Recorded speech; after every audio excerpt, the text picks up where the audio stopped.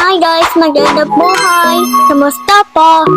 At dahil nga nagbabalik ako bilang full-time ma'am, eto makakapag-voice over na ako. Dahil nga mas kailangan ko matutukan si Zane para sa development niya. Kaya balik din ako sa pagiging online seller ko at sa paraket-raket, sa pagiging agent, at sa mga hindi nga nakakaalam, ahente ko ng buy and sell car at saka ng Eternal Gardens. At kahit papaano, meron pa din naman ako mga client na kumukontak sa akin para magpabayad ng mga tax nila at magpakuha ng mga dokumento na kailangan nila. At eto nga, hinihintay ko si Zane na matapos sa inclusion niya kasi Monday at Wednesday ang inclusion niya. 1 hour lang naman, 7:30 to 8:30. At after nga niya sa inclusion, hahatid ko naman siya sa regular class sa grade 1. Grabe nga ngayon, ang lamig ng panahon at ang hangin pa. Finifeel ko nga yung lamig ng panahon ngayon dahil sigurado ako sa mga susunod na linggo napakainit na dito. Ito nga, susunduin ko na si Zane sa inclusion niya para maihatid naman na siya sa grade 1. Ayan nga, tuwang-tuwa siya at sabi pa niya sa akin happy Monday nga daw. Eto nga, tinaabot na naman niya sa akin yung tumbler niya at sinasabi sa akin na mabigat nga.